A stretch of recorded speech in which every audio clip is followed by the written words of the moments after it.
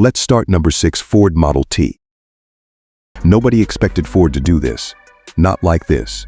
Not with a name this sacred, wearing a shape this outrageous, sitting this low on the pavement like it's daring the entire industry to say something. I'm with Premium Automotive Reviews, and we spend our time here looking past marketing decks and spec sheets, trying to understand what a car actually means before we ever talk about what it does. And this one means something complicated. Because buried inside this build is a drivetrain decision that Ford's own engineering team reportedly argued about for months. A choice that either honors everything the Model T represents or completely betrays it, depending on who you ask inside Dearborn. We'll get there. First, you need to understand what you're looking at, because at first glance, this doesn't look like a modern Ford at all. It looks like something that crawled out of 1927 and got rebuilt by people who understood physics 100 years better. The cabin sits impossibly high and narrow above a body that's been stretched, widened, and slammed toward the earth, and that contrast is not an accident. It's the entire philosophy of this car in one silhouette. The upright greenhouse, the rounded fenders, the vertical proportions up top all whisper heritage. Everything below the beltline screams performance. Ford's design language team reportedly called this internally the two eras concept, and once you see it, you can't unsee it. The fascia carries a deep, mesh-textured grille flanked by teardrop headlight housings that reference the round lamps of the original Model T, while functioning as fully adaptive LED matrix units underneath. The front splitter is aggressive carbon fiber, low enough to scrape a parking curb, wide enough to generate real front-end downforce at speed. The wheel arches bulge out dramatically over staggered forged wheels, and the stance alone tells you this thing was never built to idle in a museum. It was built to be driven hard, then parked somewhere people will stop and stare. Around back, quad exhaust outlets punch through a sculpted diffuser, and the taillights glow in deep, rounded red, a quiet nod to the round lamps of a century ago, reinterpreted in a shape that belongs on something with real muscle underneath it. The badge sits proud, unbothered, because it doesn't need to shout. Everything around it already is. Now for the part that actually made engineers argue. Ford reportedly explored an electrified path for this build early in development, chasing instant torque and a lighter chassis. They walked away from it. The internal reasoning, according to people close to the project, was simple. A Model T without an internal combustion heartbeat isn't a Model T at all, it's a costume. So instead, the estimated architecture centers on a supercharged V8, targeted somewhere in the 850 to 900 horsepower range, paired with a torque curve engineered to hit hard low and pull cleanly through the top of the rev range, rather than spiking and fading. It's a controversial call in an era chasing electrification. And it's exactly the kind of decision that will split opinion the moment this thing goes public. Start it, and there's a beat of silence before the ignition catches, almost theatrical, like the car is gathering itself.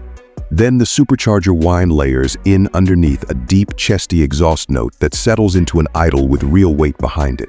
Not a polite hum, but a low physical presence you feel through the floor. Roll into the throttle, and the tone sharpens immediately. The blower whistle rising above a bark that gets rawer and angrier the deeper you push. Gear shifts land with a mechanical snap, quick and deliberate, each one punctuated by a crack from the quad exhaust that makes passengers flinch the first time.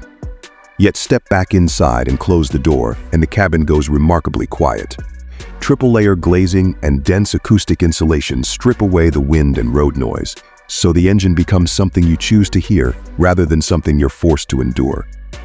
At high RPM, it turns genuinely feral, a supercharged howl that feels less like a machine working and more like something being unleashed. Pull the door handle, and it responds with real resistance, a mechanical click that feels engineered rather than assumed.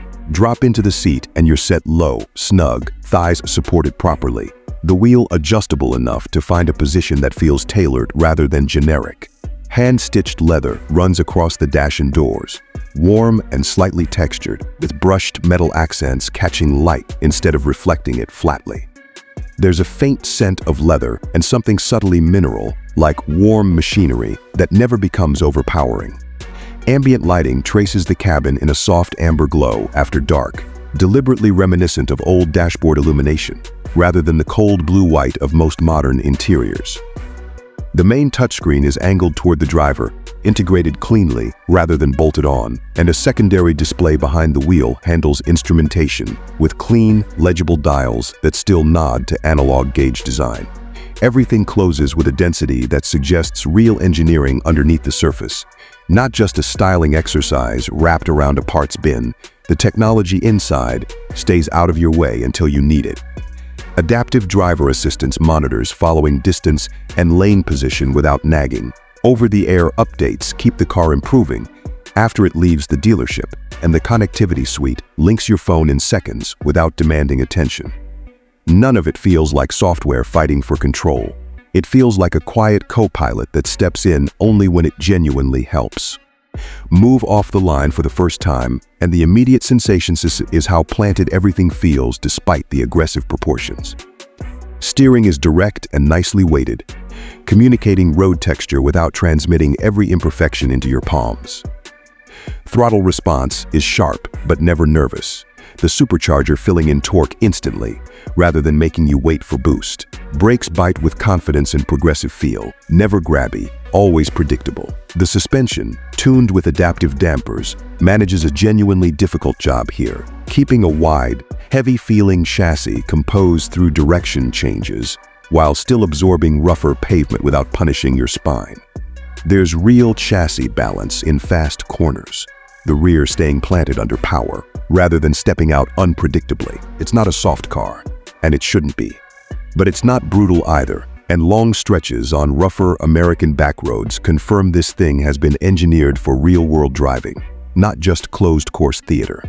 Ford's projected pricing for a build like this reportedly lands somewhere in the mid to high six-figure range, once you account for the custom bodywork, forged wheel package, and interior craftsmanship involved. That's a real number, and it demands an honest question. Is it worth it? The answer isn't really about horsepower per dollar. It's about what you're actually paying for, which is a piece of automotive history rebuilt with modern engineering conviction, a rolling argument that heritage and performance don't have to compromise each other, and a level of hand craftsmanship that mass production simply can't replicate. For the right buyer, that's not overpriced. That's the entire point. This isn't a segment disruptor chasing lap times, and it isn't a flagship luxury statement either. This is a legacy revival with genuine teeth, a machine with no true direct competitor because nobody else is brave enough to reimagine their own founding nameplate this aggressively. It's a rolling contradiction that somehow makes perfect sense once you're behind the wheel. The person this car was built for isn't chasing status, they're chasing meaning. They understand engineering as craft, not just output numbers. They want a machine that connects them to where the automobile actually came from, while still delivering the visceral, physical thrill that modern performance culture demands.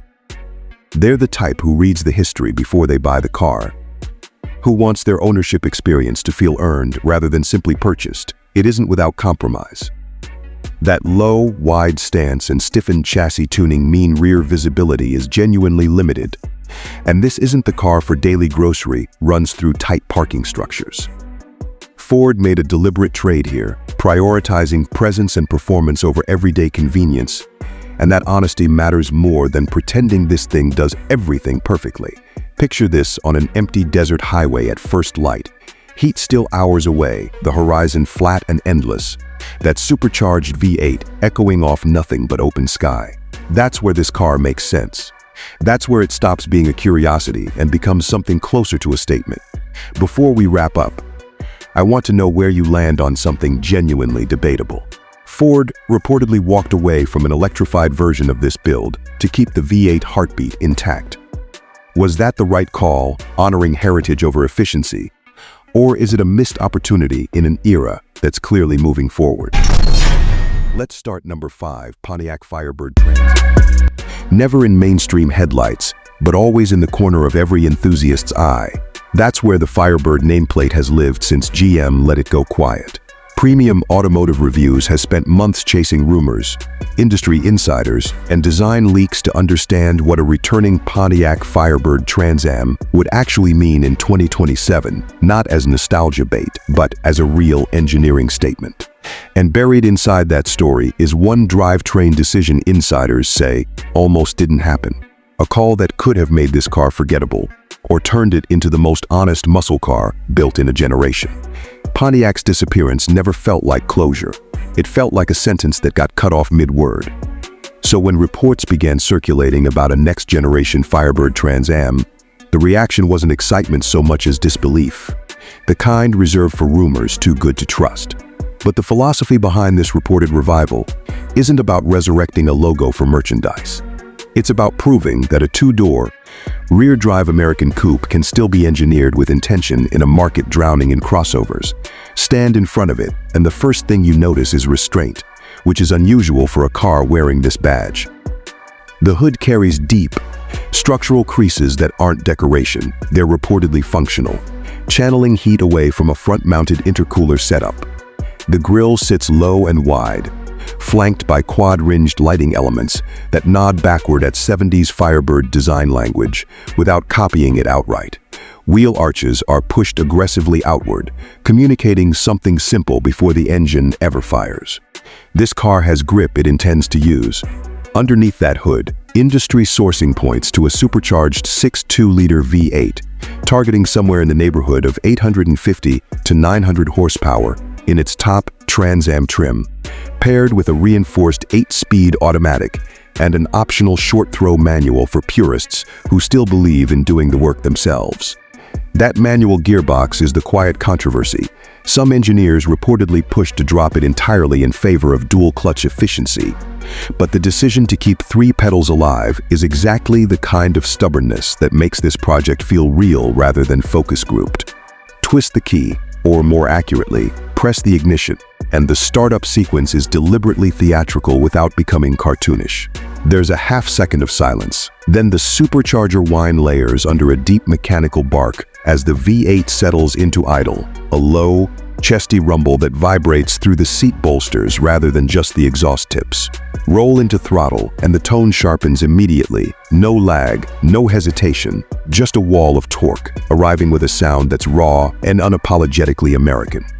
At full throttle near redline, the exhaust note turns almost violent. 4 staggered pipes barking out something closer to a warning than a soundtrack. Shift the manual, and you feel a mechanical click rather than hear a digital chirp. Inside, cabin isolation is tuned so road and wind noise fade at cruising speed.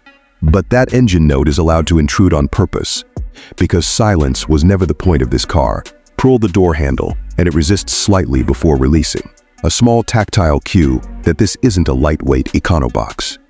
Settle into the seat, and the driving position drops you low, hands naturally falling to a thick, flat-bottomed wheel, wrapped in leather that's grippy rather than slippery smooth. The cabin smells faintly of leather and warm electronics, nothing synthetic or overdone. Materials mix soft-touch surfaces with real stitched panels, and while there are digital displays integrated into the dash, they're framed rather than dominant, angled toward the driver instead of demanding attention like a tablet bolted to plastic. At night, ambient lighting glows low along the door sills, giving the interior a mood closer to a lounge than a cockpit. Technology here is meant to disappear into the experience rather than announce itself. Adaptive driver assistance monitors fatigue and lane position. Without nagging, over-the-air updates quietly refine throttle mapping and infotainment behavior over time, and connectivity syncs phone, navigation, and performance data without forcing you to dig through menus. None of it tries to drive the car for you. It's there to protect the moments when you'd rather just drive. The first drive is where all of this stops being theory. Turn-in is immediate, weighted just enough that you always know exactly where the front tires are pointed, without feeling artificially heavy. Throttle response builds progressively rather than snapping, which matters at low speed in traffic just as much as it does exiting a corner.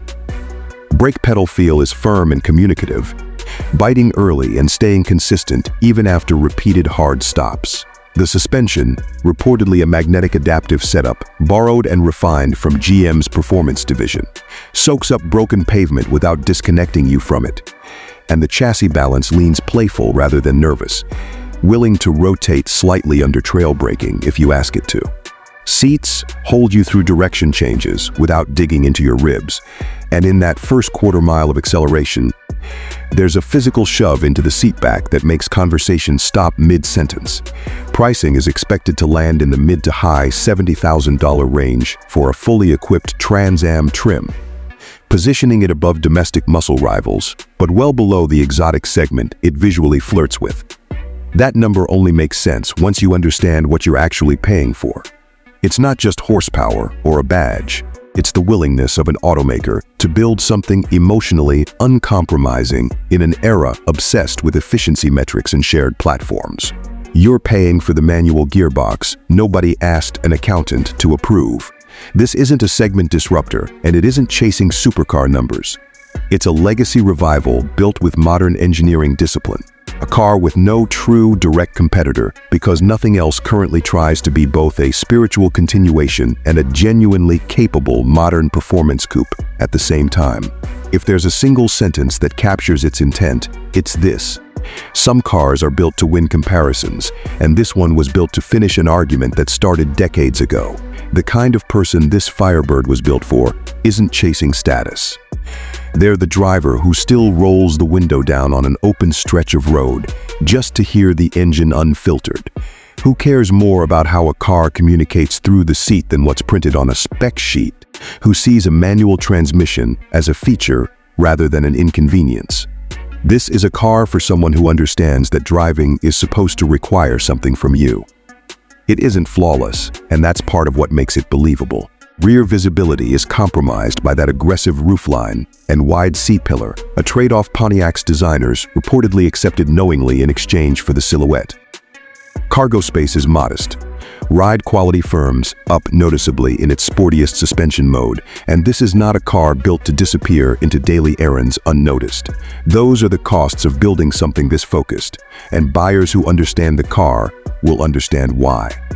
There's a version of this Firebird that feels spiritually correct on a long, empty stretch of American highway at golden hour, engine settled into a steady cruise, horizon stretching out with nothing but open pavement, and the low growl of a V8 doing exactly what it was built to. Let's start number 4, Ford Torino. There is a sound that used to define American highways before anyone had a word for it. A low, round, unmistakable rumble that separated a Ford from everything else on the road.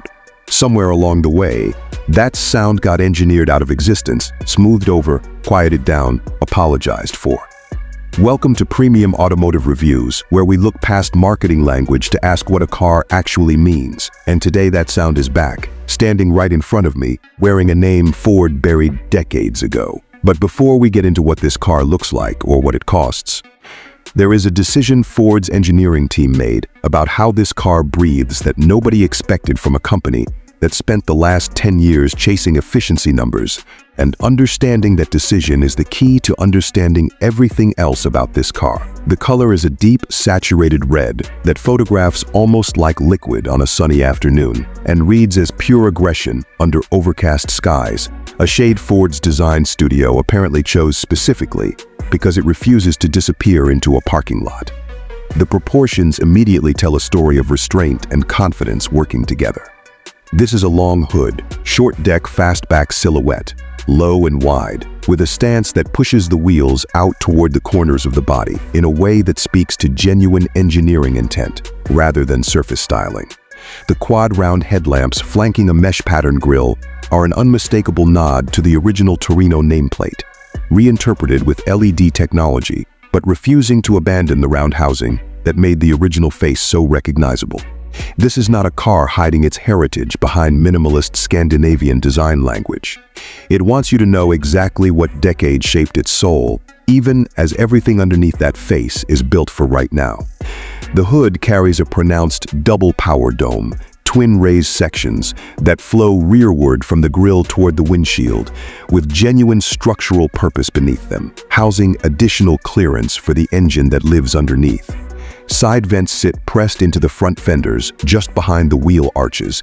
Functional heat extraction channels finished in a dark contrast trim that breaks up the body's long, uninterrupted surfaces. The roofline sweeps back in a single continuous arc, fastback in character, dropping toward a short deck lid where the rear glass meets a subtle integrated spoiler lip rather than an aggressive wing. A restraint that tells you this car does not need to announce its performance credentials through visual excess. The rear fascia carries the Torino name spelled directly across a blacked-out panel between the tie lamps. Illuminated LED signatures that split into thin horizontal bars, and beneath them a deep diffuser houses quad exhaust outlets finished in a dark chrome that catches light without ever looking gaudy. Staggered forged wheels fill the arches completely, a genuinely aggressive fitment that required suspension geometry work to achieve without compromising ride quality, wrapped around massive red-painted calipers visible through each spoke. Open the door and it swings with real mechanical weight, the kind that tells you the body structure underneath earned its rigidity honestly rather than through marketing copy. Step down into the cabin and deep red leather surrounds you immediately. Quilted bolsters holding firm at the hip and shoulder. Contrast black stitching running in clean geometric lines across the seat backs and door panels. The Torino script sits embossed into the steering wheel hub, repeated again in brushed metal lettering across the passenger side dashboard trim, confident without needing to shout. Carbon fiber accents run through the center stack and door panels, catching ambient light that traces a subtle path along the lower console and shifts intensity depending on which drive mode is selected. The portrait-oriented touchscreen sits integrated cleanly into the dashboard architecture, rather than bolted on as an afterthought, flanked by real rotary climate controls that you can operate by feel alone, without diverting your eyes from the road ahead. Close the door and the cabin seals with a pressurized hush, the outside world reduced to a distant hum. The kind of acoustic isolation that makes you wonder how a car built around this much mechanical aggression can feel this composed at rest. Now the decision. Every performance sedan and coupe in this segment over the past decade has moved toward twin turbocharging for the efficiency numbers and the flat torque curve it delivers. And Ford's own product planners reportedly pushed hard for that same approach here, citing emissions targets and real-world fuel economy ratings that matter to corporate fleet averages. The team that ultimately controlled this program refused. The 2027 Torino is powered by a naturally aspirated 5.2-liter V8, internally projected at approximately 720 horsepower at a redline, near 7,500 revolutions per minute, sending power to the rear wheels through a 10-speed automatic with a manual shiftgate and paddle control. No turbochargers, no forced induction of any kind. In an era where nearly everything wears a boost gauge, Ford's engineers chose to build a car that has to earn every bit of its power through revs rather than pressure, because the sound and the throttle response that naturally aspirated architecture delivers cannot be replicated any other way. And that sound was the entire point of bringing this name back. Press the start button and the V8 catches instantly. No turbo spool delay, no hesitation, just an immediate mechanical bark that settles into a deep, round idle, a rhythm that feels distinctly different from the choppy, uneven pulse of a forced induction engine. Blip the throttle in neutral, and the response is linear and immediate. The note climbing cleanly through the mid-range with a fullness that builds rather than surges. At half throttle on a city street, the exhaust carries a controlled, confident growl through those quad outlets. Push it toward the red line, and the sound opens up completely, a wide, layered roar that has nothing artificial about it. No turbo whistle cutting through the mix, just pure displacement working exactly as it was designed to. Each upshift from the 10-speed cracks with a sharp mechanical precision, revs dropping and reloading instantly under paddle control. This is a car that rewards you for exploring the top of the rev range rather than short-shifting through it. And that alone separates it philosophically from nearly everything else being built right now, move it for the first time. And the steering communicates with genuine directness. weighted appropriately, without ever feeling artificially heavy, the front end loading confidently into corners, while the rear axle follows with a balance that speaks to a chassis genuinely tuned rather than simply carried over. The adaptive suspension in its default setting absorbs broken pavement with real composure, firm enough to keep the body flat through quick direction changes, but never harsh enough to punish a daily commute. In its sharpest setting, the car flattens noticeably and communicates road texture through the seat with an immediacy that rewards a driver willing to pay attention. The brakes respond with a progressive, confident bite that builds trust within the first few hard stops. 6-piston front calipers gripping large ventilated rotors with a linearity that never feels grabby. On a long coastal highway at dusk, engine settled into a steady cruise, exhaust note humming just beneath the wind noise. This car finds a rhythm that feels genuinely correct, the kind of driving experience that makes a 2-hour trip feel shorter than it actually was. The honest limitation here is fuel economy, and Ford knows it. A naturally aspirated V8 in this displacement class simply cannot match the highway efficiency numbers that a comparable twin-turbo 6-cylinder would deliver, and buyers cross-shopping purely on cost per mile will find better numbers elsewhere. Ford's engineering team made that trade deliberately, believing that the emotional and acoustic character this architecture delivers is worth more to the kind of buyer this car was built for than a few extra miles per gallon on a highway commute.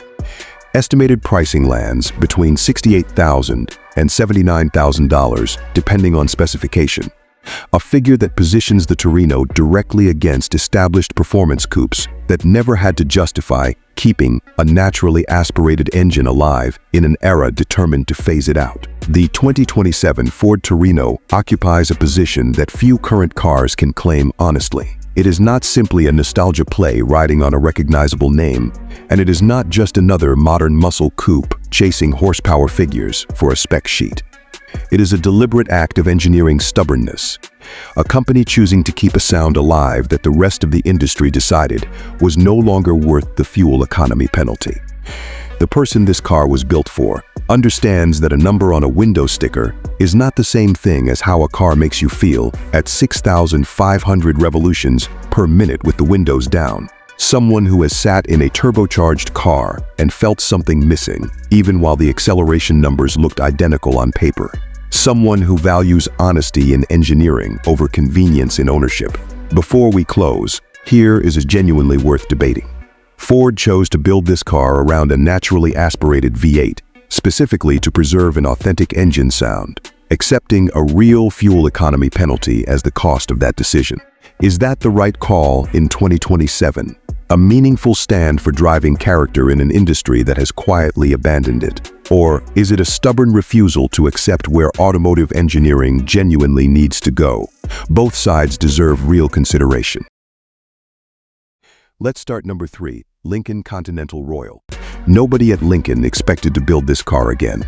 For decades, the Continental name sat quietly in the archive, a memory more than a machine, until a small team of engineers decided the legacy deserved one more chapter.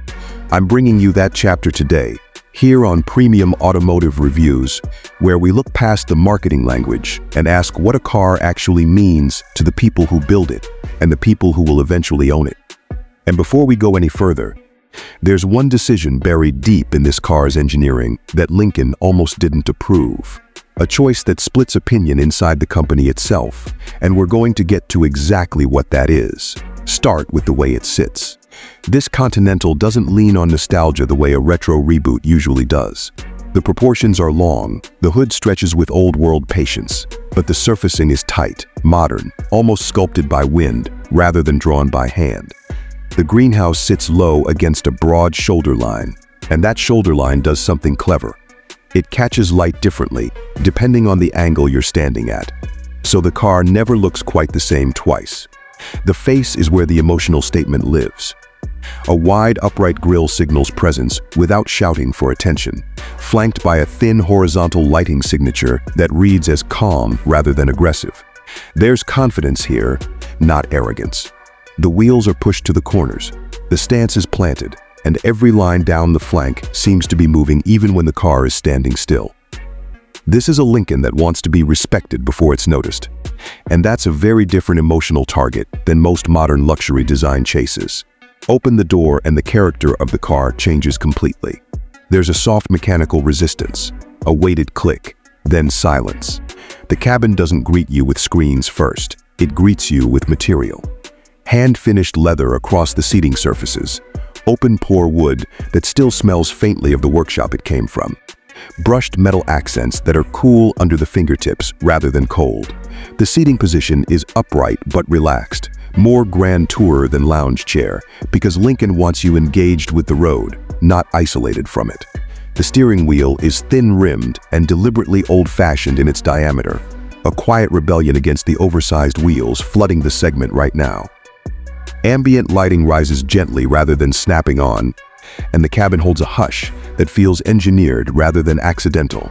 Layers of acoustic glass and dense door sealing working together so that the outside world simply fades.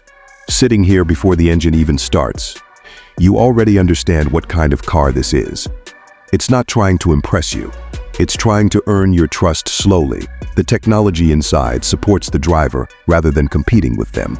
Adaptive systems quietly manage lane positioning and following distance on long highway stretches, learning your habits over weeks rather than forcing you to learn theirs. Over-the-air updates mean the car should keep improving long after it leaves the dealership, refining response curves and infotainment behavior in the background. Connectivity is deep but restrained, the kind of integration that disappears into the experience instead of demanding your attention. None of it feels like a gadget showcase. It feels like a car that's paying attention so you don't have to. Now for the part enthusiasts actually came for. Under that long hood sits a twin-turbocharged V8, targeting somewhere in the range of 750 horsepower, paired to a 10-speed automatic tuned for smoothness first and aggression second. This is where the controversial decision lives. Lincoln engineers debated internally whether a Continental flagship should chase raw output at all, and ultimately chose restraint over spectacle, prioritizing torque delivery and refinement instead of chasing a 1,000-horsepower headline. Some inside the program wanted more. The final call was that a Continental should feel inevitable, not violent. Start it up, and you understand that philosophy immediately.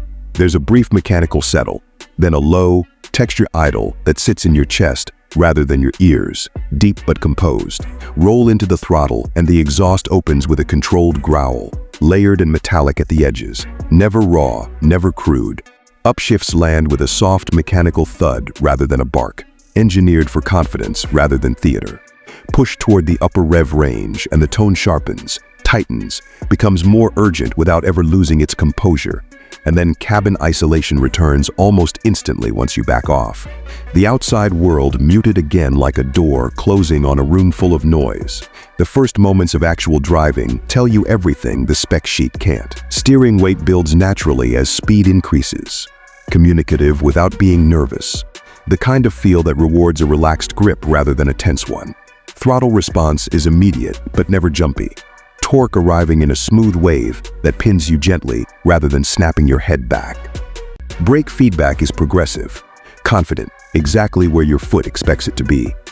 The suspension rides with a controlled softness over broken pavement, absorbing texture rather than transmitting it. Yet the chassis tightens noticeably the moment you ask more of it through a corner.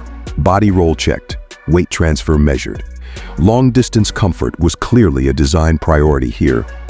The seats supporting your back through hours of highway driving, without ever feeling stiff. And there's real usable cargo space behind that long trunk line. Practicality quietly woven into the emotional package rather than sacrificed for it. Pricing is expected to land somewhere in the neighborhood of $130,000 for a fully specified example, which places it firmly among established luxury flagships rather than exotic territory. Is it worth that number? Honestly, yes, but not because of a spreadsheet of features. You're paying for a name that survived cancellation and came back with something to prove, for craftsmanship that was clearly overseen by people who cared, for a driving character that refuses to copy anyone else's formula. That's a harder thing to price than horsepower. This car doesn't really have a direct competitor. It's too composed to be cross-shopped against a German sports sedan, too American in spirit to be mistaken for anything else, and too modern to be dismissed as pure nostalgia. Call it a legacy revival with a genuinely new engineering identity underneath. Something the segment hasn't seen executed this deliberately in years. The person this Continental was built for isn't chasing bragging rights. They're someone who values quiet confidence over noise, who understands that true luxury is measured in composure rather than spectacle, who wants a car that feels like an extension of good judgment rather than a statement of excess. They probably drive it on long coastal highways at golden hour, windows cracked, in no particular hurry, because this car was clearly built with exactly that kind of drive in mind. There's real historical weight riding on this car succeeding. A name that once defined American luxury is asking to be trusted again, and that's not a small thing to witness. Before we get to how this one ends, I want to hear from you. Let's start number 2, Ford Mustang pickup truck. Ford has broken its own rules before, but never like this. For decades, the Mustang badge meant one thing, and one thing only: a low, snarling coupe built for asphalt and nothing else. So when word started spreading through engineering circles that the next chapter of the Mustang story wears a bed instead of a trunk, the reaction wasn't excitement first. It was disbelief. I'm bringing you into that story today on Premium Automotive Reviews, where we don't chase headlines, we chase the truth behind why a manufacturer would risk 60 years of identity on a single, audacious idea. And before we get into what this truck looks like or how it drives, there's one engineering decision buried in its chassis architecture that Ford's own product planners reportedly fought over for months. A choice that could either cement this vehicle as genius or expose it as the moment Mustang lost its soul. Stand in front of it, and the first thing you notice isn't the bed. It's the stance. The proportions have been stretched and reinforced without losing that unmistakable Mustang crouch. The sense that even standing still, something wants to move.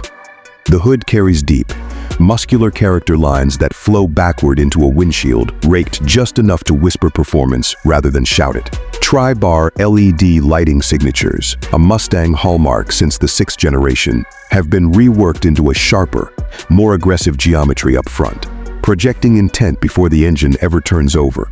The wheel arches are flared wide, not for show, but because underneath them sit components engineered to handle real load and real terrain, a detail that immediately separates this from a styling exercise. The pony badge sits centered on the grille exactly where it always has.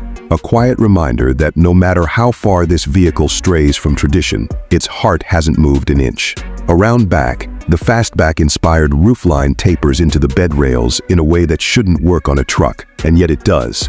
Because every surface here was drawn by people who understood that a Mustang has to look like it's leaning into a corner, even when it's parked in a driveway.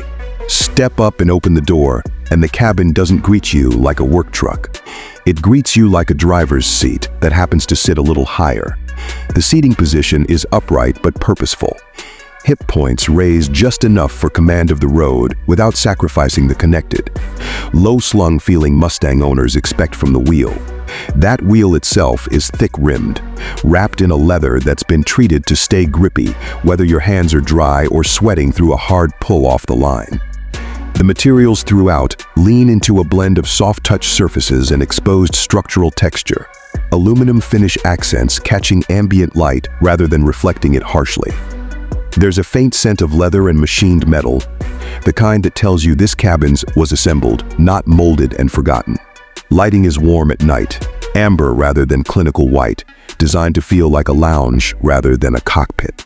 Road and wind noise are engineered out through acoustic glass and revised underbody sealing, so the cabin holds a hush that lets the exhaust note outside do all the talking. The center display integrates instrumentation and infotainment into a single sweeping unit, but it never overwhelms the space, staying subordinate to the analog feel Ford clearly wanted to preserve. Underneath that muscular hood sits the decision everyone's been arguing about. Ford's performance division reportedly considered a twin turbocharged setup for outright numbers, but ultimately settled on a supercharged 5.2-liter V8, internally targeted in the range of 800 to 850 horsepower, paired with an 8-speed automatic tuned specifically for low-range crawling as well as high-speed pulls. That decision, favoring supercharged low-end punch and mechanical simplicity over turbocharged peak numbers, is the compromise this truck lives with.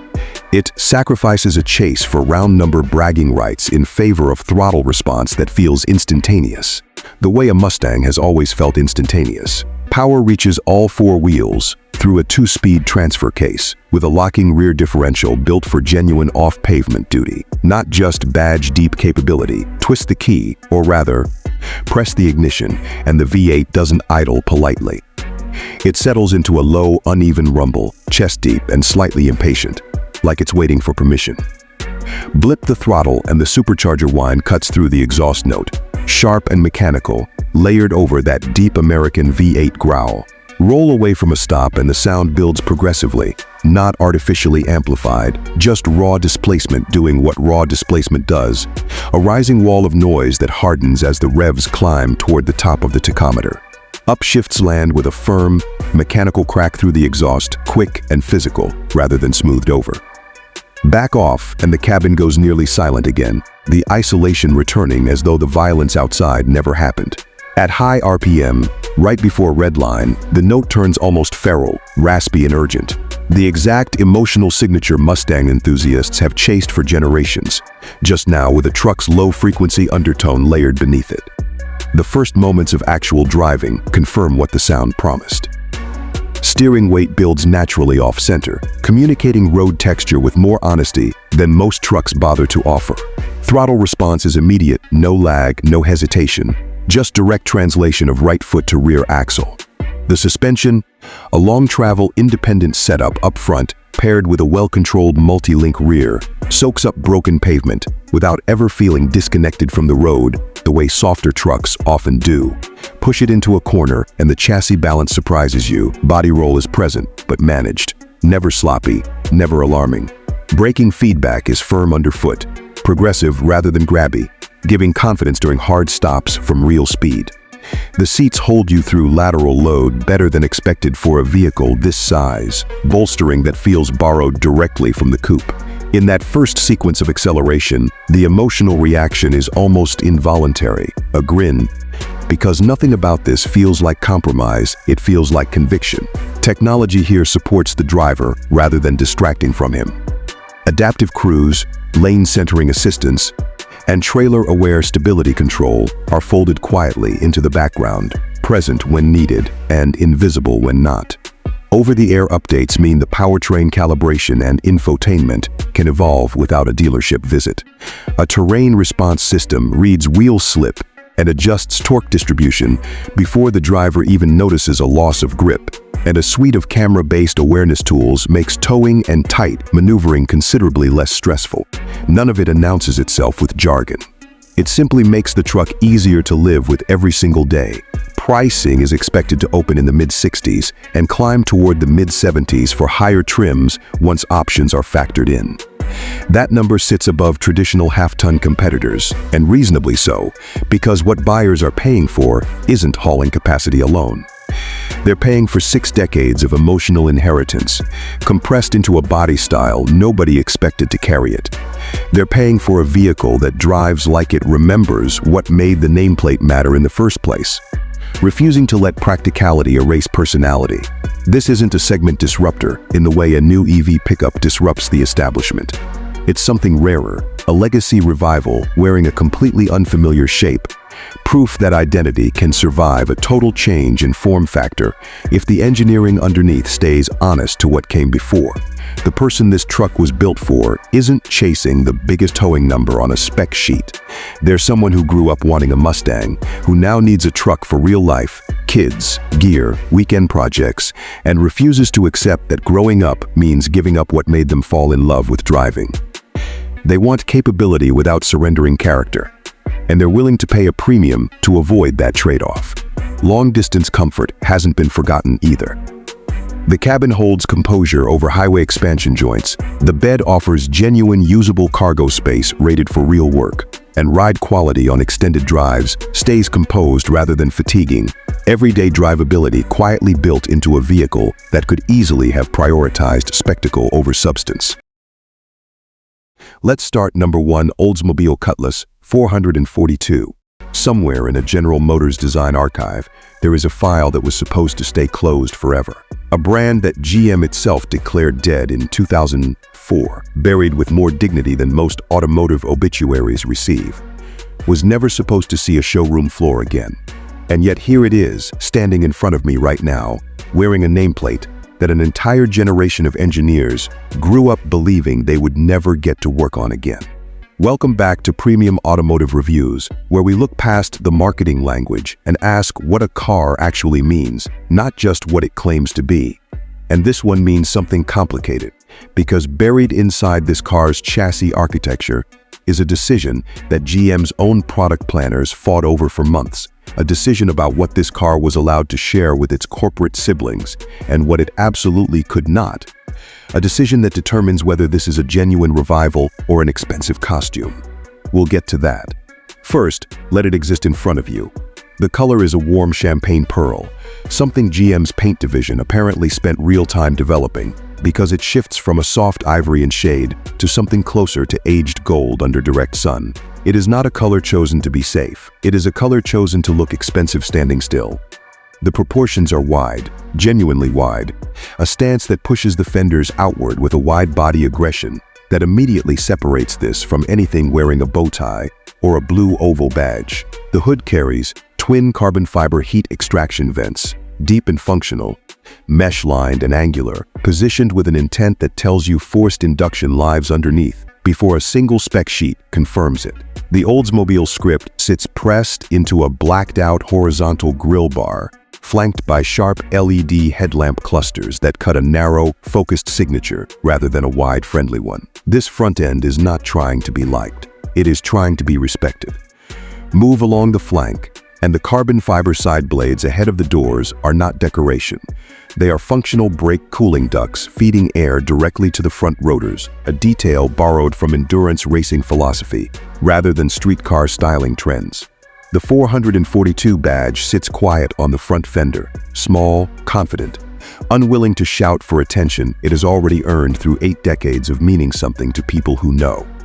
The roofline sweeps back in a low, tense arc toward a full carbon rear wing mounted on twin adjustable risers, and behind it, the Cutlass script spans the rear deck lid in brushed metal lettering, flanked by full-width LED taillamps that glow with a deep, layered red signature. Beneath them, a deeply finned carbon diffuser houses quad exhaust outlets, arranged in a symmetrical 2/2 pattern. And the wheels, staggered forged multi-spoke units polished to a mirror finish, fill the arches so completely that the suspension geometry had to be re-engineered specifically to allow this fitment in production form. Now the decision. GM's engineering leadership was reportedly split on whether the 442 should share its underlying platform architecture openly with other performance nameplates in the portfolio, the way badge-engineered muscle cars have quietly done for decades, or whether it deserved a chassis tune, suspension geometry, and structural bracing unique enough to justify standing on its own. The team that won that argument chose the harder, more expensive path. This car carries a bespoke front and rear subframe tune, unique spring rates, unique anti-roll bar diameters, and a hydraulic body brace system connecting the rear shock towers directly to the chassis floor, borrowed conceptually from track homologation practice. It costs more to engineer, it costs more to build, and it means this car does not drive like a familiar platform wearing a new name. It drives like something GM's engineers were quietly proud enough of to fight for internally. Pull the door open and it swings with genuine mass, sealing shut with a low pressurized thud that tells you the body structure underneath earned its stiffness the expensive way. Step down into the seat and black leather receives you, deeply bolstered, stitched with a precision that runs in clean parallel lines across the door panels and dash. The 442 badge sits embossed into the steering wheel hub and repeated in brushed metal across the center console, understated enough that it never feels like a costume prop. The dashboard architecture is driver-focused, a digital instrument cluster framed by real carbon fiber trim, flanked by a portrait-oriented touchscreen that sits integrated rather than bolted on as an afterthought. Physical climate controls remain. A rotary shifter sits low in the console, and the cabin carries that specific scent of fresh leather and warm carbon that never quite fades from a car built with genuine intention. Close the door, and the outside world recedes into near silence, the kind of acoustic isolation that makes the eventual engine note feel like a deliberate choice rather than an intrusion. The engine is a supercharged 6.2-liter V8, internally projected by Oldsmobile's performance division at approximately 780 horsepower and 705 pound-feet of torque, sending power exclusively to the rear wheels through an 8-speed automatic with a manual shift gate and paddle control. At startup, the engine catches with a heavy, mechanical bark before settling into an uneven, loping idle, a rhythm you feel through the seat cushion before you consciously register it as sound. Roll into the throttle gently, and the supercharger whine builds beneath the exhaust note, layered and mechanical. Commit fully, and the exhaust stops being polite, detonating through those quad outlets in long, physical waves that you feel in your chest, more than you hear in your ears. Lift off, and the active exhaust valves allow a controlled crackle on deceleration, a small reminder of what the car was just doing. Move it for the first time, and the steering communicates road texture with a directness that feels earned rather than artificially injected. Turn-in is immediate, the front end loading confidently before the rear follows with a balance that speaks to that reworked suspension geometry. In its default setting, the ride absorbs broken pavement without wallowing, composed enough for genuine daily use. And in its sharpest setting, the body flattens through direction changes with a discipline that rewards a committed driver without punishing a cautious one. The brakes, 6-piston front calipers, gripping large ventilated rotors, respond with a progressive bite that builds trust within the first few hard stops. On an open desert 2-lane at dusk, engine settled into a steady cruise, supercharger whine humming just beneath the exhaust. This car finds a version of itself that a showroom floor can never fully explain. The honest limitation sits right where you would expect it to. Rear-wheel drive only, at nearly 800 horsepower, means this car demands genuine respect from its driver in cold or wet conditions. And Oldsmobile's engineers made no apology for that choice, believing that a car wearing this badge should reward skill rather than remove the need for it. Estimated pricing lands between $78,000 and $92,000, depending on specification, a number that positions the 442 directly against established European and domestic performance coupes that never had to justify their own existence the way this car does. What you are paying for here is not simply horsepower or carbon trim. You are paying for a corporate decision, expensive and unnecessary by spreadsheet logic, to give a dead brand a chassis worth respecting rather than a name worth exploiting. The 2027 Oldsmobile Cutlass 442 occupies a strange, singular position in the current market. It is not quite a legacy revival in the nostalgic sense, because most of its intended buyers never drove the original. It is not simply a modern muscle icon either, because the engineering effort behind its bespoke chassis tunes argues for something more serious than a badge exercise. It sits somewhere between resurrection and reinvention, a segment of one built by people inside a massive corporation who apparently still cared enough to make the harder argument in the boardroom. The person this car was built for is someone who understands that a name only means something if the engineering underneath earns it. Someone who has grown tired of watching discontinued brands get quietly erased from automotive memory, and who wants proof that a company can occasionally choose meaning over convenience. Before we close, here is a genuinely divisive question worth sitting with. GM chose to spend real engineering money giving a revived brand its own bespoke chassis tune, rather than simply badge engineering a familiar platform.